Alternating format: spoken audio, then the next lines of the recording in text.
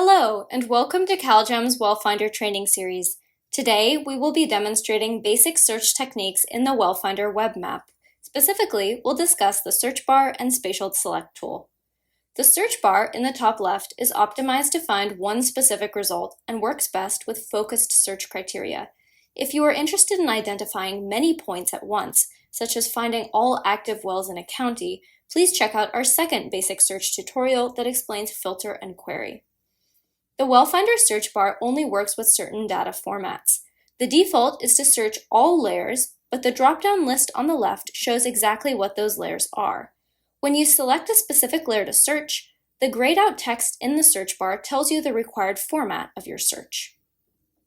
For example, if you are interested in searching oil and gas well data, you can search by API, which is a unique number assigned to each well, or by well designation, which would need the lease and well number. Most of these search criteria are very specific, but if you search something with multiple results, the web map will always zoom to the first hit because this tool is optimized for one result searches. In this example, we will search in the field boundaries layer for Aliso Canyon. Now, the Aliso Canyon field boundary is highlighted in bright blue, which means that it's selected. The pop-up shows data like the area of this shape in acres. If we click on the three dots, we can choose to view this information in the attribute table and export it for later under Options and Export All to CSV. We'll close the attribute table by clicking on the downward arrow here. What if we were interested in exporting data from notice of intention points within the Aliso Canyon field boundary instead?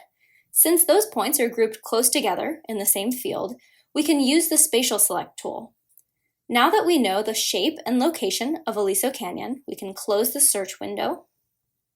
Next, click the spatial select icon, which is the third from the left here. In this list, we will choose the layers to pull data from. Today, we'll choose from both notice of intention layers and turn off the others. The layers are grayed out, which means that we need to navigate to the main layers list and turn on notice and permit. It's helpful to turn off any other distracting layers so you can clearly see the points you're interested in, so we will turn off wells. We will also hide the layers list using the icon at the top of the screen so there's more space for the map. Before starting, we'll arrange the screen so that all of the Aliso Canyon area is visible. Next, the green select dropdown has three options for how to select data. The rectangle select just draws a rectangle like this. The points in blue have been selected. To clear your selection, click the Clear button or draw again. To use the Polygon tool to outline irregular shapes, click at each corner of the polygon.